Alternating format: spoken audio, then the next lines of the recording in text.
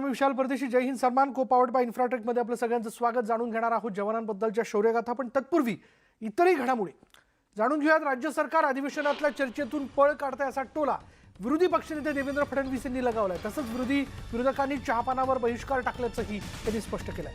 Corona काळात महाराष्ट्रात झालेला भ्रष्टाचार मन विषण्ण करणार आहे असं म्हणत देवेंद्र फडणवीस यांनी राज्य सरकारवर टीका केली. मराठा समाजाच्या आरक्षणाला जी अंतरिम स्थगिती मिळाली ती या सरकारच्या अयोग्य भूमिकेमुळेच असं देखील देवेंद्र फडणवीस यांनी म्हटलंय. अधिवेशन ही अवघ्या 7 तासांचं घेतलं जातंय, त्याला काहीही अर्थ नाही. आम्ही जनतेचे प्रश्न कसे काय मांडायचे असा सवाल देवेंद्र फडणवीस यांनी उपस्थित केला. तसंच या सरकारने वाढीव वीज बिलांबाबत घुमजाव केलं. कोल्हापुरात पुरात वाहून गेलेल्या एका घरालाही 2,500 बिल पाठवण्यात आलेलं आहे.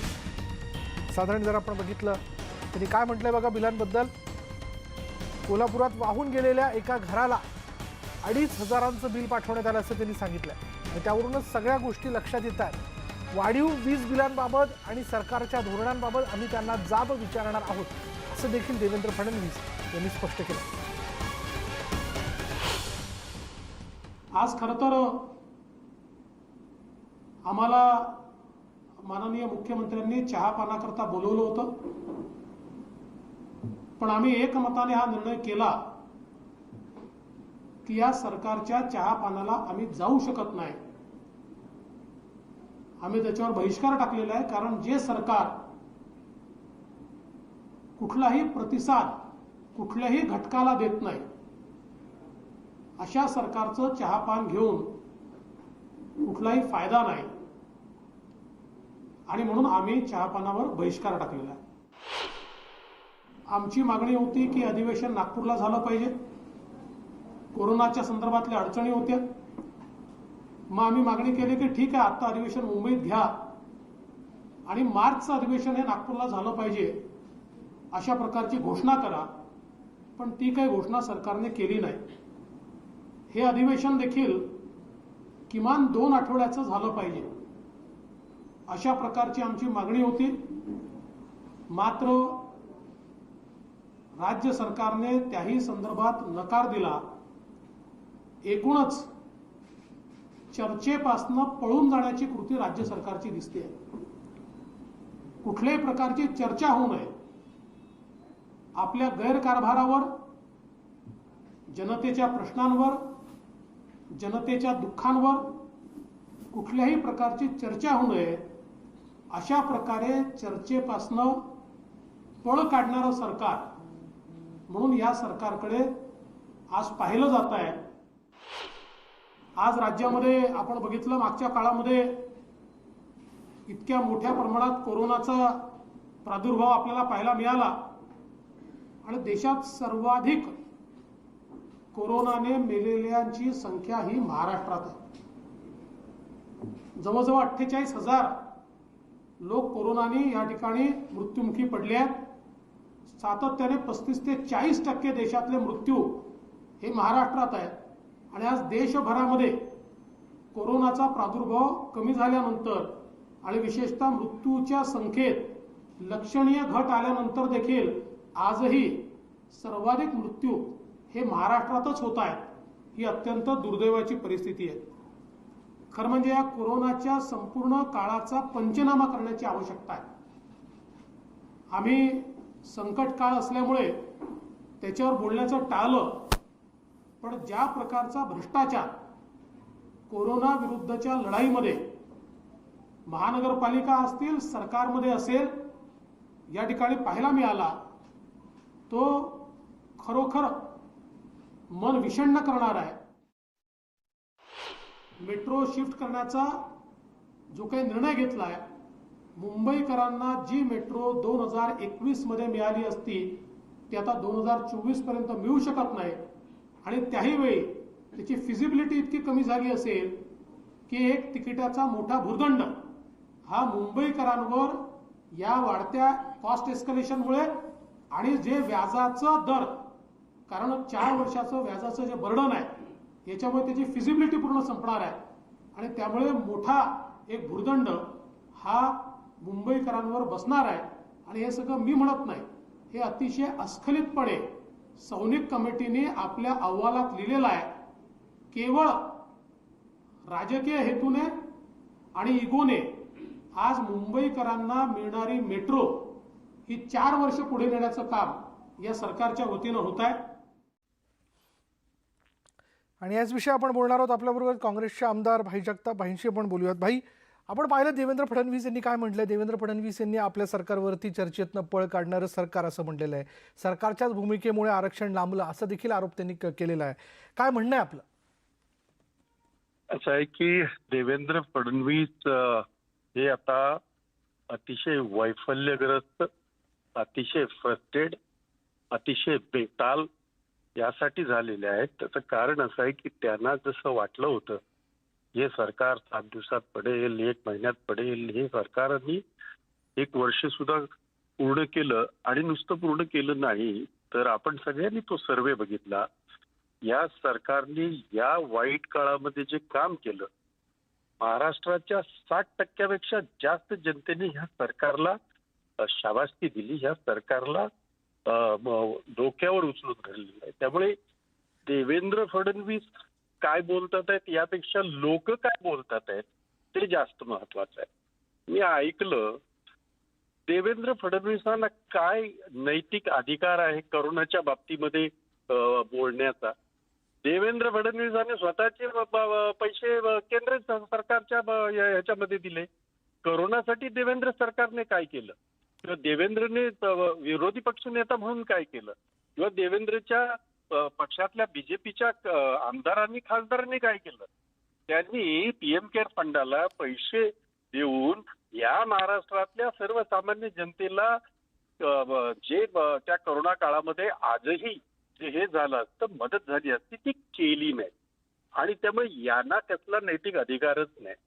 देवेंद्र फडणवीस कुठल्या नाकाने बोलतात आहेत आज की ते कारशेडच्या बाबतीमध्ये त्यांच्याच वेळेला जी कमिटी झाली ज्याचा त्यांनी इथे हे केला, उल्लेख केला, त्याच कमिटीने या जागेवर आक्षेप घेऊन कांजूरच्या जागेला मान्यता त्याच कमिटीने दिली होती. देवेंद्र फडणवीस काय सांगतात आहे. परंतु एका रात्रीमध्ये 2000 पेक्षा जास्त झाडं तोडून तिथला पर्यावरणाचा ऱ्हास करण्याचं पाप देवेंद्र फडणवीसांनी केलं होतं.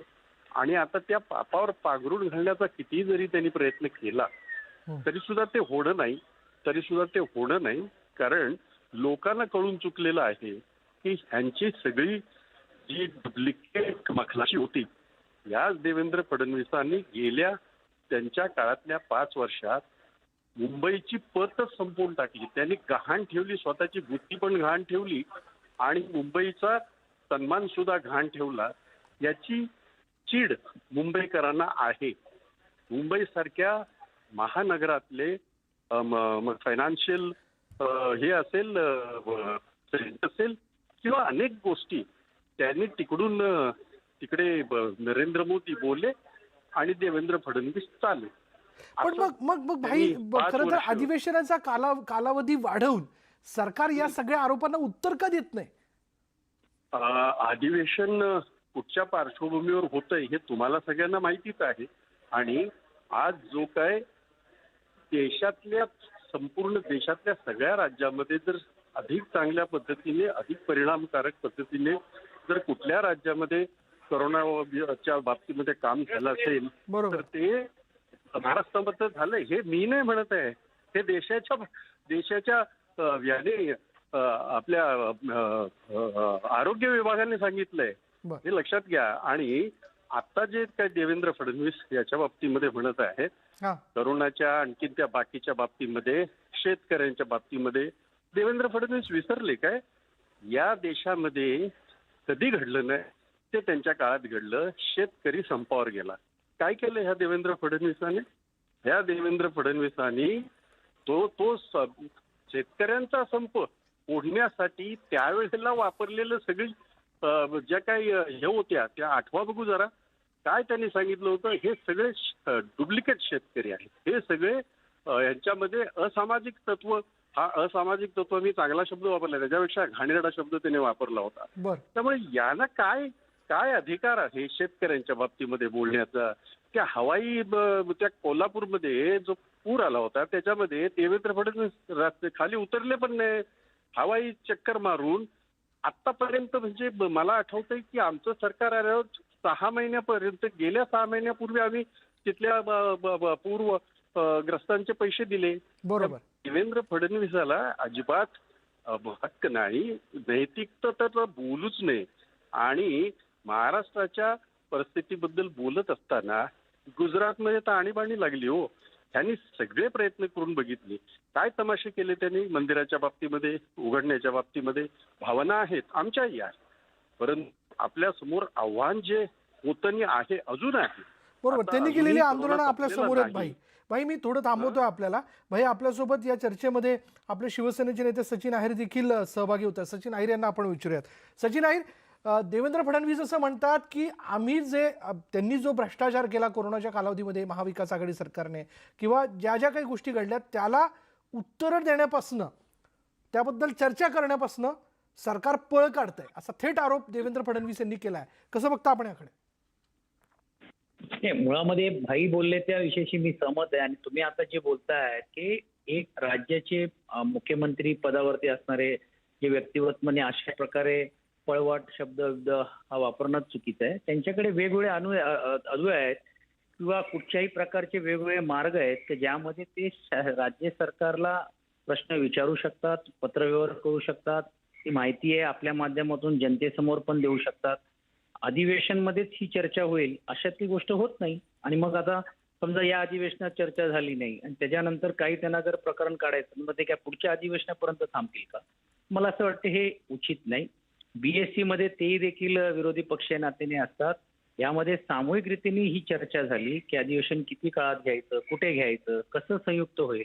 इकडचं असलेला एकंदरीत शासकीय कर्मचारी किंवा सर्व जे असलेली व्यवस्था ही इकडनंच पूर्ण रीतीने नागपूरला घेऊन जायचंय की फक्त मुंबई पुरताच आपण मर्यादित ठेवून 2 दिवस करायचं. या सर्व गोष्टीची साधक बदक चर्चा झाली. राज्य सरकार म्हणून घेऊन कुठच्याही प्रश्नाच्या बाबतीत आमचे मंत्री असतील किंवा माननीय मुख्यमंत्री जी असतील, उपमुख्यमंत्री असतील, प्रत्येक गोष्टीला उत्तर द्यायला सक्षम आहे. त्यांनी चर्चा करावी, आपल्या माध्यमातून करावी, थेट जनतेसमोरच्या माध्यमातून करावी, वैयक्तिक करावी. चर्चेला कोणीही नकारत नाही, पण फक्त अधिवेशनाचा निमित्त दाखवून आणि एकंदरीत कोविडमध्ये जी परिस्थिती जी झालेली आहे त्यातून जे राज्य सरकार चांगलं काम करतोय ते कुठेतरी डायव्हर्ट करणं आणि लोकांची दिशाहीन करण्याचं काम चाललेलं आहे, बाकी काहीच नाही. सरकारचे सगळेच निर्णय तुघलकी असं ते म्हणतात. म्हणजे सरकारने काहीच काम केलं नाही की मग जो सर्वे आला होता सरकारच्या संदर्भातला जनतेची मतं व्यक्त करणारा, तो खोटा होता का? मग अजिबात नाही. आणि तुम्ही बघितलं की जी जनतेच्या माध्यमातून आणि विशेषतः आदरणीय मुख्यमंत्री उद्धवजींची जी एकंदरीत इमेज असेल किंवा त्यांच्याबद्दलचे असलेलं परसेप्शन आहे तो चेंज होतो आणि जी पॉप्युलरिटी वाढते लोकांची, तेच त्यांना ते आवडत नाहीये. आणि म्हणून ते कुठेतरी असे विषय आणायचे, असे विषय चर्चा करायचे. आणि आता जर समजा त्यांनी भ्रष्टाचाराचं केलं किंवा काय मुद्दे आहेत त्यांनी आपल्या माध्यमातून मांडावे ना. त्याला उत्तर काय द्यायचं असेल त्या त्या खात्याचे मंत्री सक्षम आहेत, ते उत्तर देतील. त्याच्यासाठी अधिवेशनाची वेळच वाढवायला पाहिजे किंवा अधिवेशनामध्ये जी चर्चा होते असं नसते ना. हे कोविड परिस्थिती आहे, काय परिस्थितीमध्ये आपण सामोरं जातो आणि त्या सर्व अशा ज्येष्ठ नेत्यांनी किंवा प्रत्येकाने भान ठेवणं गरजेचं आहे. आणि मला असं वाटते या आरोपाला काहीच तथ्य नाही. आणि चर्चा ही कुठच्याही वेगवेगळ्या व्यासपीठावर पण होऊ शकते. चर्चेला कुठच्याही प्रकारे थांबण्याची गरज किंवा थांबलोय असं सांगण्याची गरज नाही. राहता राहिला प्रश्न मराठा आरक्षणाच्या संदर्भातला, त्याला घेऊन सुद्धा ते राज्य सरकारला जबाबदार ठरवत आहेत. हो, मराठा आरक्षणाच्या बद्दल तुम्ही बघितलं असेल किंवा आंदोलन झालं किंवा जी समिती आहे त्या समितीची त्यावेळी चर्चा करून घेऊन तो विषय त्यांनी ते स्थगित केलं. सर्व चर्चा चालली आहे ना. ते स्वतः त्याच्यामध्ये पण विरोधी पक्ष नेत्यांनी येऊ शकतात, बोलू शकतात.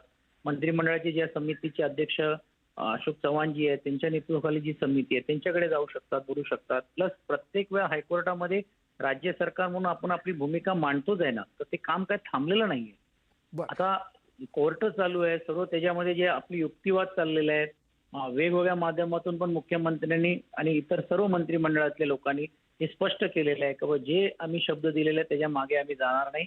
मराठा आरक्षण आम्ही हे करून घेणारच, पण दुसऱ्या इतर कुठच्याही आरक्षणाला हात न लावता. बरं, मला भाई जगताप यांच्याकडे जायचं. भाई, सत्ता नेमकी कोणाच्या डोक्यात गेली हो? वारंवार फडणवीस असं म्हणतात की सत्ता डोक्यात गेली. विशाल, याचं उत्तर तुम्हाला सुद्धा माहित आहे. आणि आज महाराष्ट्राच्या 11.5 कोटी जनता पाहते आहे.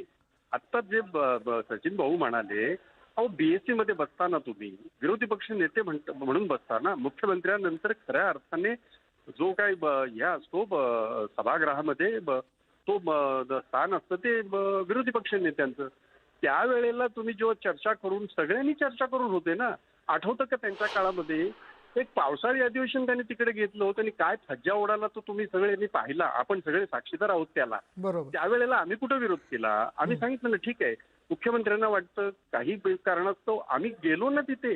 अहो आता ह्या परिस्थितीमध्ये इतकं सगळं मंत्रालय सगळं हलवायचं, सगळं विधानसभा हलवायची आज परिस्थिती काय आहे. पूर्ण मंत्रालय हे 25% चालले. वस्तुस्थिती आहे ही. अशा वेळेला देवेंद्र फडणवीस सारखा माणूस 5 वर्ष त्याच्या सत्ता इतकी डोक्यात गेली ना त्यांच्या, आणि आता ती अजून उतरत नाहीये. आणि आता ते वेड लागायची पाळी आलेली आहे. मराठा आरक्षणाच्या बाबतीमध्ये आपण बोललात, भाऊ सुद्धा बोलले, मराठा आरक्षण हे कोर्टाचा जो निर्णय येईल तो आम्ही स्वीकारू असं म्हणणाऱ्या देवेंद्र फडणवीसांना कसलाही अधिकार नाही. मराठा आरक्षणाच्या बाबतीमध्ये सगळ्यांनी स्पष्ट भूमिका घेतली होती तेव्हाही, आताही आणि भविष्यातही. कुठल्याही इतर आरक्षणाला हात न लावता मराठा आरक्षण मिळालं पाहिजे. त्यांनी ते कसं मिळवलं, काय मिळवलं ते काळांतराने बघू आपण पुढे कोर्टाचा काय निर्णय येतात ते. पण त्यांनी जे अधिकारी होते तेच अधिकारी सगळे तिथे लढतात आहेत, तेच सगळे वकील तिकडे कोर्टामध्ये लढतात आहेत. मग आता नक्की काय झालं याचा प्रश्न, याचं खरं तर हा गुंता देवेंद्र फडणवीसांनीच केला असा माझा स्पष्ट आरोप आहे. अगदी जाहीररित्या मला माहिती आहे, मी याच्यावर बोलतोय, माध्यमांजवळ बोलतोय आणि माझा हा आरोपच आहे. अशा पद्धतीने महाराष्ट्राची जी एक याची घडी आहे ती बिघडवण्याचं काम करू नका देवेंद्र फडणवीस. अंगाशी येईल सगळं. कारण त्या काळामध्ये जेव्हा मराठा मोर्चे निघाले त्यावेळेला याच देवेंद्र फडणवीसांची वक्तव्य सगळी जर काढली तुम्ही तर तुम्हाला सगळं त्याच्यात उत्तर मिळेल. तरी सुद्धा हा भावनिक प्रश्न आहे. मराठा समाजाच्या गरीब विद्यार्थ्यांचा प्रश्न आहे, गरीब शेतकऱ्यांचा प्रश्न आहे. आणि त्यामुळे याच्या बाबतीमध्ये कसलं राजकारण करू नका. न्यायालयाची जी भूमिका त्यावेळेलाही आम्ही त्यांच्या बरोबर होतो. त्याच्या अगोदर आमचं सरकार होतं तेव्हाही आम्ही सांगितलं होतं, तेव्हाच ते आरक्षण दिलं गेलं होतं. परंतु काही तांत्रिक मुद्द्यामुळे ते कोर्टामध्ये त्याच्यावर आव्हान तयार झाली. आणि त्यामुळे याचं राजकारण असलं अतिशय खालच्या दर्जाचं राजकारण देवेंद्र फडणवीसांनी करू नये अशी माझी त्यांना विनंती आहे. धन्यवाद भाई आमच्याशी बोलल्याबद्दल. सचिन आहेर देखील आपल्याबरोबर होते, शिवसेनेचे नेते. सचिनजी आपलेही धन्यवाद. तर आपण बघतोय देवेंद्र फडणवीस यांनी अधिवेशनाच्या पूर्वसंध्येला घेतलेल्या पत्रकार परिषदेत जे आरोप केले महाविकास आघाडी सरकारवरती, त्या आरोपांना काय उत्तर देण्यात आलेली आहेत. यानंतर आपण बघूयात ओबीसींच्या आरक्षणाला हात लावाल तर खबरदार असा इशारा देवेंद्र फडणवीस यांनी दिलाय. भाजपच्या ओबीसी मोर्चाची मुंबईत दादर इथल्या वसंत स्मृती कार्यालयात बैठक पार पडली आणि त्यात देवेंद्र फडणवीस बोलत होते. भाजपला ओबीसींचा पक्ष म्हटलं जातं आणि ओबीसी समाजानं भाजपला अनेक नेते दिलेत. भाजपचं धोरण हे ओबीसींच्या विकासाचं असल्याचं देवेंद्र फडणवीस यांनी सांगितलंय. भाजपमध्ये ओबीसींचं मोठं योगदान आहे, वंचितांसाठी संघर्ष करणार असेल अशी भाजपच्या ओबीसी मोर्चाची ओळख असल्याचं देवेंद्र फडणवीस यांनी यावेळी म्हटलं. ओबीसी महामंडळाला भाजपनं मोठी मदत केल्याचं देवेंद्र फडणवीस यांनी सांगितलंय. ओबीसी आरक्षण हे घटनात्मक केलं आहे आणि त्या घटनात्मक आरक्षणाला देखील आज या सरकारमधले मंत्री आणि आमदार जर त्या ठिकाणी प्रश्नचिन्ह निर्माण करत असतील तर भारतीय जनता पक्षाची आमची भूमिका आहे, आम्ही हे सहन करणार नाही. कुठल्याही परिस्थितीमध्ये ओबीसीच्या आरक्षणामध्ये कोणीही वाटेकरी स्वीकारला जाणार नाही ही भारतीय जनता पक्षाची भूमिका आहे. ओबीसीच्या आरक्षणाला हात लावाल तर खबरदार, भारतीय जनता पार्टी या संदर्भात रस्त्यावर उतरल्याशिवाय राहणार नाही.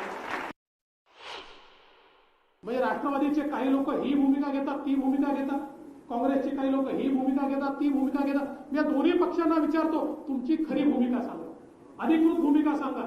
मी या ठिकाणी माझे प्रदेशाध्यक्ष चंद्रकांत दादा पाटील यांच्या साक्षीनं भाजपची अधिकृत भूमिका सांगतो की भाजपला ओबीसी आरक्षणात कुठलाही वाटेकरी मान्य नाही. काय वाटतं ते झालं तरी भारतीय जनता पक्षाची ओबीसी समाजाचं आरक्षण हे पूर्ण टिकलं पाहिजे, ते त्या ठिकाणी सगळ्या आमच्या ओबीसी घटकांना त्या ठिकाणी मिळालं पाहिजे, ही आमची अधिकृत भूमिका आहे. काँग्रेसची भूमिका काय आहे सांगा, राष्ट्रवादीची अधिकृत भूमिका काय आहे सांगा. आणि म्हणून आपण सगळ्यांनी ही गोष्ट लक्षात घेतली पाहिजे.